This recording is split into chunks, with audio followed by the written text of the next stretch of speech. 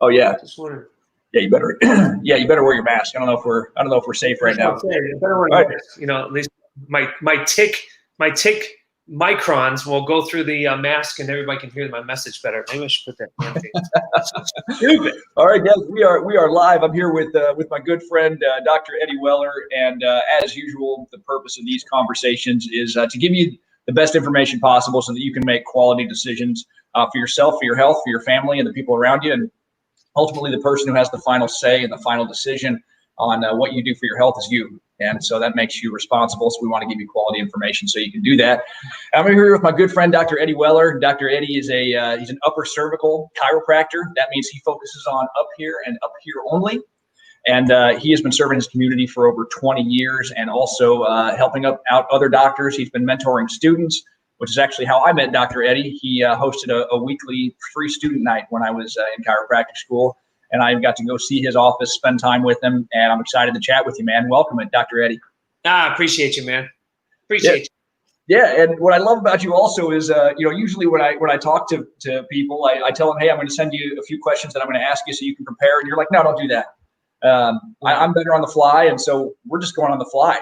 Yeah, truly are, people. I personally like that. So we all have different personality types, and I can teach you more about that if you guys are ever interested. But it's mine. I do really well with my back against the wall, and so it's hence my office flooding and not having a home and all that good stuff. Yeah. Yeah, he's right in the thick of it, and he took time to do this anyway. So, man, sure. So I think a lot of people who are watching probably don't even know what upper cervical chiropractic is. So I'd love to get into your words what it is and why. Sure. As I always say, upper cervical is one of the best full spine techniques available. And so what's interesting is if we understand cervical, we think some other body part, but it's not so. So we have our lumbar spine, which is our low back, and we have our middle of our back, which is our thoracic spine, and then our cervical spine. So upper cervical is the uppermost portion of the spine, primarily the top two vertebrae, atlas and axis, the most freely movable vertebrae in the body that protects really the superhighway of the nerve system, which is the junction between the brain and the body. Some argue the brain stem's there. Some argue, it's just the spinal cord. Regardless, it's the most freely movable vertebrae, the most vulnerable vertebrae. And if the head's not sitting on straight, the rest of the body follows, both structurally and neurologically. Gotcha. So why did you get into it? I mean, what brought you into that type of chiropractic? That's a unique specialty. It is, especially going to Logan. Logan College in St. Louis does not focus on this at all. They're more focused on your, more structure of your pelvis, and then everything else will work its way up, which is completely opposite. To me, that's water in the basement. There's got to be a hole in the roof. So I, reading the history, I was trimester 4. We're talking 1996.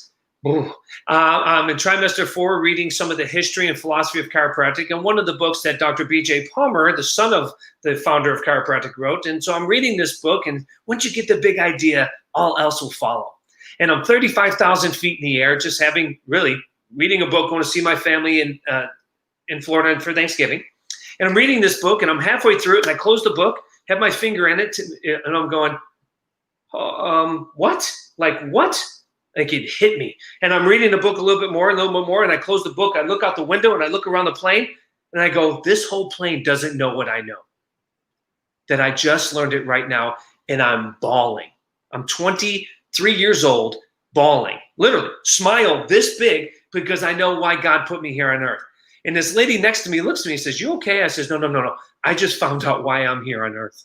And she's like, what? Right? This lady freaks out. I said, can I tell you a story? Sure. So I start telling her the story, going back and forth. She's like, I never heard of that. I go, me either. Hold on. And I continue reading. And I was learning of this thing. And I'm going, okay, how did chiropractic evolve from this full spine application into kind of developing into a neurologic thing, not a structural thing?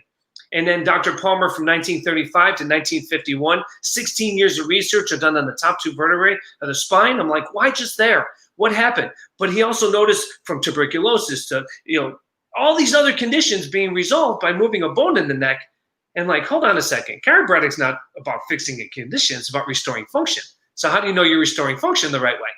And so I start reading more about that. And I'm going, okay, this might change my life. So how it began to really change my life, at 17 years old, had real bad irritable bowel, struggled terribly in school, ADD kid bouncing off the walls. Now I'm just an ADD entrepreneur, but ADD kid bouncing off the walls. And I graduated high school at a 3rd grade reading level. True story. I had a 10 on my ACT. And so from age 17 to 23, I had irritable bowel for about 7 years. I was going to school to be a cop in Florida. I met this doctor, moved a bone in my neck, transformed my life.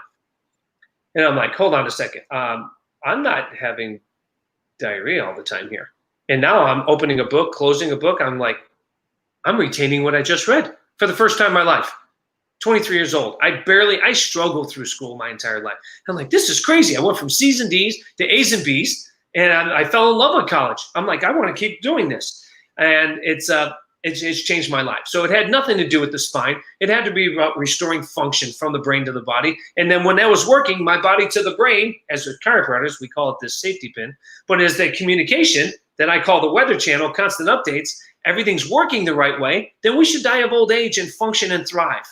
And it made sense to me, transform my life. So I'm not, he's an upper cervical guy. No, I'm a full spine chiropractor. I just apply it upper cervically. That's all. I got you. No, it's good, man. And talk about that connection a little bit, because I know you're talking about how you had diarrhea, you had all this difficulty concentrating and reading and things like that. Sure. How does this affect that? I believe the body doesn't need any assistance, just really no interference to its functioning. And so sometimes the interference is a neurological one. Sometimes it's nutritional one, or it's a physical one. Something went wrong with your spine. You developed in a weird way, or born into something congenital in a weird way. Or maybe it's a spiritual disconnect, or maybe it's D, all the above. And so when people have this disconnect, I'm going, okay, the brain tells the body what to do, but does it really? And I struggle with this. Because if the brain sends life to the body, it doesn't send cancer messages or tumor signals or diabetes or irritable bowel or 140,000 different other type of conditions. It sends life to the body. But when abnormal signals, static if you will, abnormal signals create, the body's like, give me the message, abnormal things. But I really think, is it the brain that's telling the body what to do? There's a condition that I talk about all of the time. There's a condition called hydroanencephaly, not hydrocephaly, hydroanencephaly, which means you're born without a brain, yet you're alive. So this is a big deal. How can you be alive without a brain? You're not conscious to the conscious world, but subconsciously, right, as your body's in this, quote, comatose-like state, you're alive. Everything in here, heart, lung, liver, kidney, all of your organs are firing and working perfectly, except you have no brain. How is that possible? And so it's really interesting. The way they diagnose is the baby's born not reacting at all. Sometimes they look really deformed. Sometimes they look completely normal. All depends on the severity of the condition. And so they take the baby's not reacting. Everything's going normal. They shut the lights off, hold a flashlight up to the head, and the light illuminates. The head illuminates like a light bulb. And they're like, hold on a second. Why is this baby still alive? Because when the sperm and the egg united, one cell was formed, and it split and it split and split and split, and it formed something called the neural streak. That's your brainstem. Brainstem, if you look up medulla, the brainstem controls heart, lung, and colon primarily. Also controls our swallowing, our sneezing, our vomiting center. The things that keep us alive, the most primary thing to keep us alive, heart and lung and digestion, lives here. And so I'm like, hold on a second. This is interesting. All the things that we're talking to right now, I'm talking to the educated thinking brain. Hopefully what you're thinking about, as I'm saying it, you're interpreting into thought. But your body doesn't care what I'm saying. It just reacts to what I think. Right? And so whatever I think about, my body reacts to. And so there's two brains, one that we think with and the other one that's keeping us alive. And we tend to forget that it's not just the brain because we have no control of it. Stop your heart. You can't do it. Right? Stop your liver from making, you have a new liver every 6 weeks. Stop that. Stop breathing. That's hard to do. Why? Because your body wants to be alive. That's controlled by your nerve system. And as chiropractors, God bless you, but as chiropractors, it's not an osteologic system. It's a neurologic system. So quit focusing on the spine and focus on what's inside of it. We have to think on that. And so we forget that, oh, look at the spine. Spine's not right. We need to make it right. Who are you to make it right? The spine is in the way it is because it's adapted to the situation that it lives in. And as chiropractors, that's what we do, right? We find out what's neurologically unsound and then restore the function of that neurologic step back and watch life happen. And so we don't have to watch life happen and adjust that spine 3 times a week. Why? It should hold the adjustment. You don't water a plant 3 times a week, so it should hold its adjustment longer than that. And if we really focus on the brain-to-body connection and the body to the brain, again, I call it the weather channel, constant updates, right? And so if the body is working the right way, we should die of old age, not of a condition. And so when somebody passes, we're so programmed. When somebody passes, the first thing we say is I'm sorry. The next thing we say is what'd you die of? What'd they die of? We're so programmed. It's going to break down. We're going to die, people. We are going to die. Promise. I guarantee you, we're going to die. But when that happens, I don't know when that's going to happen. But when that happens, wouldn't you like to know it's just like, okay, it's my time to go. I'm ready. I'm ready to go see Christ. I'm out. It's time to go. And then curtains, you shut off. That would be great. That happened to my grandfather, by the way. He was holding my hand. He's like, Eddie, give me a hug, man. You can leave the room. I'm ready to go. It's all good, man. High five. I'm ready to go. 5 minutes later, he's gone. I want to go that way. So but again, we need to stop being chiro treaters and start again to be chiropractors. And if chiropractic simply means adjustment done by hand, we adjust what? The spine to free up the neurologic system. God put logic in the nerve. A neurologic system. And if there's logic in the system, why isn't it doing its thing? Because if it's not doing its thing, we develop into a problem.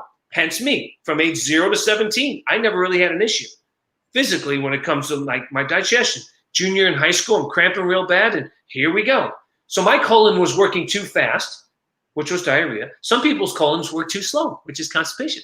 It's one or the other. And what medicine does is either finds the part of the body that's working too fast and drugs it and numbs it, or they find a body that's working too slow and speeds it up. Chiropractors, we don't do either. We just restore function. And so we're not in competition with MDs. They're great at what they do. They're chasing disease. We're chasing function. And if we chase function and allow the body to innately do what it's supposed to do, it doesn't need any assistance, just no interference. We need to get out of our stinking thinking way. Yeah, that's good, man. And I was watching. I've been following you these past few days because I know you've had an office that flooded and you're selling your house and all this stuff at the same time. 3 times. Flooding for the 3rd time, and I couldn't help but notice you had a poster of Herbert Ross Reaver on your wall in your office, the most jailed chiropractor in history. Why do you have that up in your office? Every morning we wake up, the other docs that come into the office, I have a few other docs with me, and we're just, morning, Herbert. You know what I mean? It's paying respect. Whose shoulders are you standing on? The evolution of tech. We have Didi and then all these warriors that came from BJ, right? Because BJ was the developer. And so he developed all these different techniques and all these different belief systems and that kind of thing, hundreds of techniques. But then one of those warriors was Herbert. And you think about the most jailed chiropractor. Why was he jailed? For practicing medicine without a license. He's like, hey, stop. I'm not a medical doctor. I'm a chiropractor. You can't jail me from practicing medicine. I'm practicing chiropractic. And so there was a new law and belief system that was going on. And they jailed him. He's like, fine, jail me. Have a good time. You're not going to stop me from being a chiropractor. He was like the Braveheart of chiropractic, this guy. He just didn't care. He was a pistol. And know what he did? He adjusted the spine, period. What more should we do for people as chiropractors? Life lives in the spine. So this is why we pay reverence to him. He's just, I love that big poster. I had tried a hard time getting it clear, but it's huge. It's 3 foot by 5 or 4 foot by 5 foot. And we pretty big in front of it. We read green books, right there. And it's just awesome. It's just awesome. Yeah. And you did a video, it might've been earlier today or yesterday where, one thing I love about you, Dr. Eddie, is you're not really shy with your opinions, and whether people agree with you or disagree with you, they're going to know what you think. And you did a video. It was in a restaurant where you went live. You were wearing a mask. You were pointing out some stuff. It was early today. It was early today with my kids. What was that about? Why'd you do it? I have a 3rd and 5th grader. I am not this, black and white guy, libertarian, conservative. I'm a common sense dude. I really am. I play common sense, and so I'm with my kids and they're 3rd and 5th grade. And my 3rd grader is a big thinker. And he's like, Dad, his name's Liam. He's like, Dad, I don't understand. All these people are standing on those dots on the floor and they got a social distance. But then they order food. And as soon as they turn around from their food, they take their mask off and they walk to their table. And we're sitting at the table, and they're right next to us in line, and they have to wear a mask in line, and we don't at the table? Help me out here. I'm like, you're third grade, man. Wait till you get my age. You're gonna, you're gonna lose it. And so I try to teach my children common sense, doing the right thing. We keep God in the center. We do what's right. And I said, Liam, do you think Jesus would put a mask on, man? He's like, no. No, of course he would. Do you think Jesus would line up to take a chemical from outside his body and put it inside his body in order to make him healthier? He's like, well, why would he do that? He made us. Wow, third grade. And so when I get that, when we have that understanding, I teach my kids, it's the common sense thing, is that people, we need to start thinking, shut the TV off and really just think. And so, when I talk about, before we walked into the restaurant, I held a light up in my car, the overhead light, and I took the mask and I held it up to the light and I go, see those little dots? Those are called pores, like your skin. You've got little holes in your skin that let out oil or hairs. I said, those are pores that lets air, and so it can filter through there. And so microns are a way of measuring the size of those little circles, those little pores. And I said, those little circles in there are not small enough to keep the virus out, because the virus is 1,000 times smaller than that hole. Then why do we wear that thing? I said, I don't know, because the world is scared of each other. I said, this has nothing to do with the virus. This has everything we're doing separating us as humans. I didn't choose my skin color, nor did any other soul on earth. So you know what? We all bleed the same, and all of us breathe the same air. Knock it off and let's love each other again. That's what I teach my kids. Love it, man. So tell me about your student nights. Are you still doing those?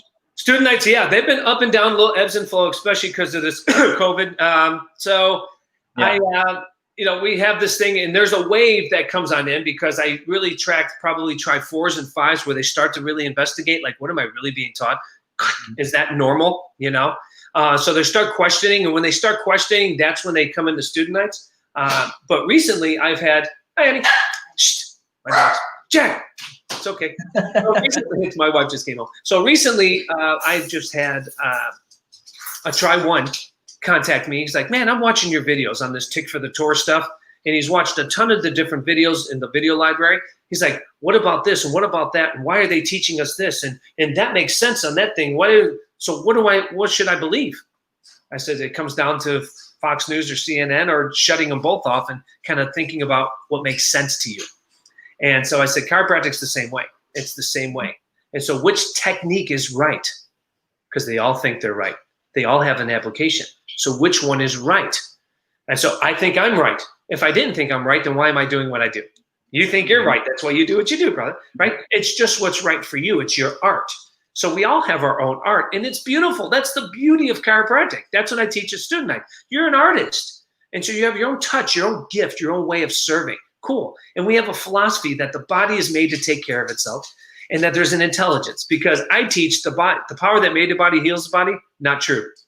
The power that made the body can heal the body if given the opportunity. So as chiropractors, one of the ways that we give the body the ability is to help make that shift to get people to understand. But then where's the science? Science is reproducibility from one doctor to the next. This is why BJ came out with the NCM. In 1924, he introduced this at Lyceum and said, knock it off. We have a gauge. And so that was his way of having a gauge. Today we have different instrumentation, but we have to have a gauge. Regardless of your art or the philosophy, we need a gauge. If we believe in the science, philosophy, and art, why are we using all three? Because there's rah-rah when we go to seminars. The philosophy's great, power made the body, get on stage, medicine's killing people. Stop! What about the science? What about if you come to my office and I do all of my testing, I do 15 different tests, including imaging, thermography, I do a ton of different, I love data. Blood work, urinalysis if need be, I don't care, I just love data. So I get objective data, not, oh yeah, you're really out here. Subjective data, I need objective data. So I can take that objective data and then refer you to another doc, and they reproduce the same objective data. And I think that's where we're in a pickle. And so, yeah, my opinions are pretty strong because you can only swim in one swimming pool. You can't swim in two. You have to pick which pool you want to swim in. And when you do, start practicing your laps, man. You know what I mean? Know that pool and own it. It's the Tiger Woods game. Why does he go to the driving range with a 7-iron and hits 500 balls? Because he knows exactly what that 7-iron does. You know, Bruce Lee would always say, I fear the man who practices that one kick 10,000 times. I do my art, and I eat, sleep, and drink the spine. And so I study it and study it and study it, but I love the nerve system. I don't study neurology. I'm not a fan. It's cool to know, and it's neat to teach people, but me personally, I'm not a fan because, hey, did you see the new data that just came out? The spine or the body is doing this, this, and this. I'm like, yeah, know who already knew that? God, the body. It knew it already. I don't have to think about the science behind taking a seed, planting it, putting water on it, and thinking how it germinates and how it sprouts. I don't want to think about it. I don't care. I just want to enjoy its fruit. And so that's me. But again, doesn't make it right or wrong. There is a ton of neuro people, and God bless you. I love you. Keep doing research. I'm thinking, yeah, love it.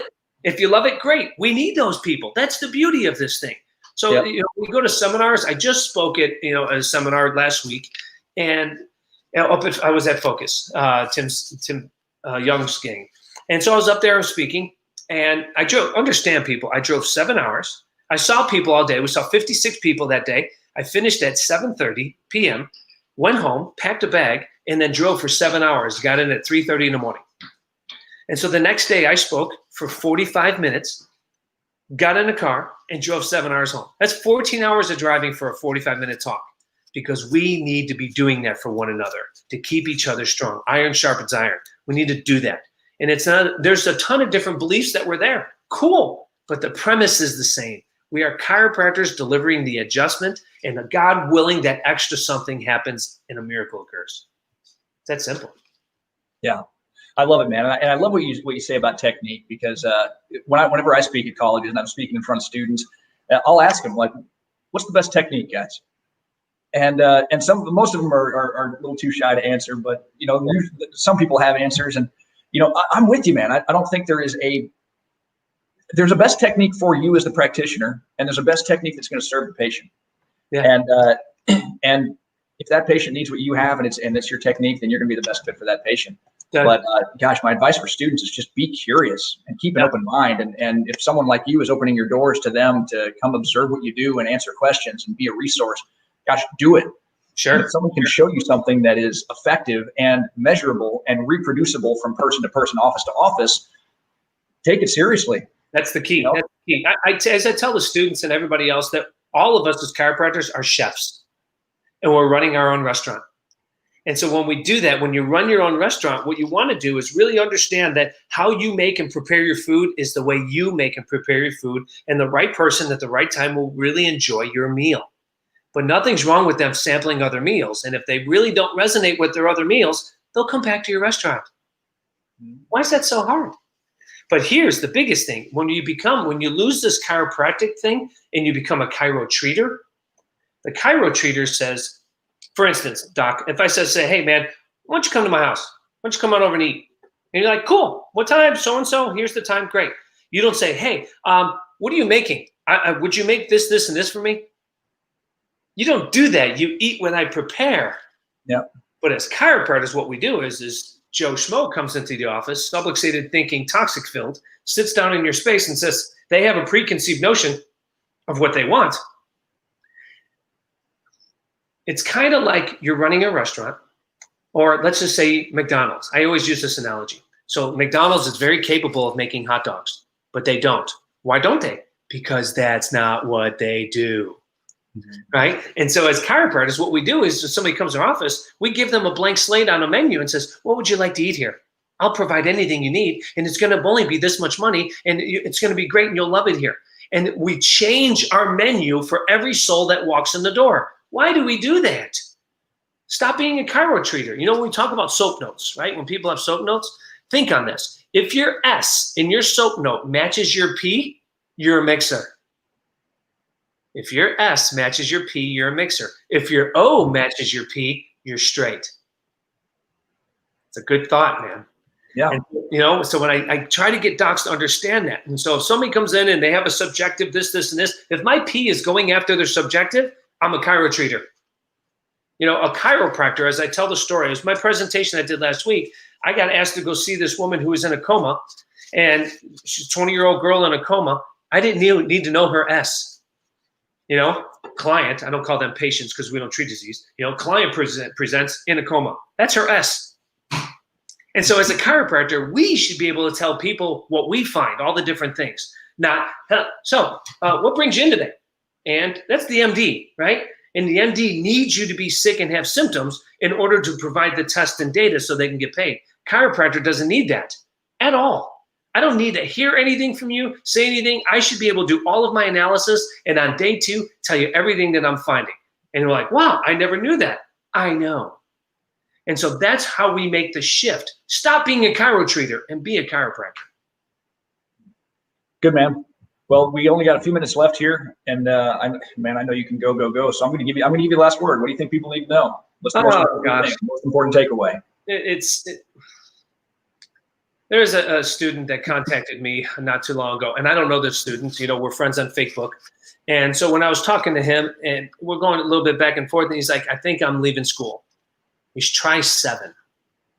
And I said, I think I'm leaving school. I'm going to go get my nursing degree. My family has been talking about it. There's not much money in the chiropractic thing. I'm like, hold on a second. Are you into this thing for money? I mean, you can get paid doing this. Don't get me wrong. If you do this thing the right way. But are you in this thing for money? Because if you're into this thing for money, teachers don't go to teach because they want to be millionaires. They want to teach because they want to make a difference. And a doctor means educator. If that's the case, then why not give somebody hope? We get to work with what created the universe. And so we get to work with that. And if that's where your heart's at and you want to serve people, you'll be rewarded for that. Maybe financially, but in a million other ways. And I think as chiropractors, we struggle with that. We find ourselves going to seminars saying, hey, why aren't I seeing 500 visits, 1,000 visits a week like the other person? Why aren't I making $1 million a year like the other person? Because you're not the other person and they're not you. And so if we're just going to be the best version of ourselves and serve the best way we can, then do that with your head, your heart, and your hands, and God will bless you. I love it, man.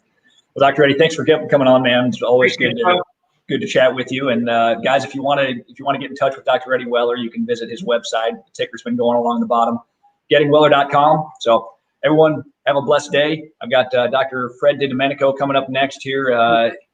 Hour and a half or so. We're going to be chatting. So, Dr. Eddie, thank you so much, man. God bless you, man. Bye-bye.